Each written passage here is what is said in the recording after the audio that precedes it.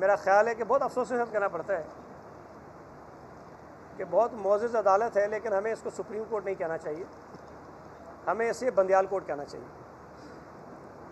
और आपको अगर आप ये सवाल इस तरह कहें कि बंदियाल, जस्टिस बंदियाल के पास इमरान खान गए और जस्टिस बंदियाल ने उन्हें ये रिलीफ दे दिया, और सिर्फ रिलीफ नहीं दिया, वो तो चलें, अदालत की मर्ज़ी होती है, मंशा होती है, वो जो फैसला कर लें, लेकिन जो आवभगत की है, क्या शान और शौकत के साथ जो है वो लाडले को बुलाया गया और कहा गया कि good to see you here, और उनको देखकर बड़ी खुशी हुई चीफ जस्टिस साहब को, जिस आदमी ने इस मुल्क में 3 दिन तक दहशत गर्दी करवाई, शरपसंदी करवाई, लूट मार करवाई,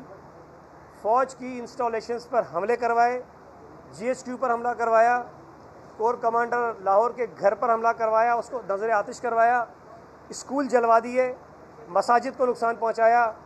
लोगों का जो प्राइवेट बिज़नेस था उसको आग लगा दी, लोगों की प्राइवेट गाड़ियां जला दी, प्राइवेट जो लोग थे बेचारे वो ज़ख्मी हुए, कई लोग शहीद हो गए, जहाँ बहक हो गए, पुलिस के एहलकार ज़ख्मी हुए, क्या क्या कुछ 3 दिनों में इस मुल्क में नहीं हुआ। लेकिन चीफ जस्टिस साहब बंदियाल साहब ने कहा गुड टू सी हियर, और उसके बाद चंद लम्हों में उसको रिहा भी किया। रिहा करने के बाद यकीनी बनाया कि कहीं ऐसा ना हो कि लाडला फिर गिरफ्तार हो जाए, उसको कोर्ट की तहवील में रखा और ये यकीनी बनाया कि इसको इस्लामाबाद हाई कोर्ट में जाकर इसी शान और शौकत के साथ पेश किया जाए, ताकि वहाँ से ये जो भी ऑर्डर मिलना है वो तो आपको पता चल गया, कल एक ऑडियो लीक भी आ गई कि क्या ऑर्डर होना है, ताकि वो उसके सामने पेश हो। सब मतलब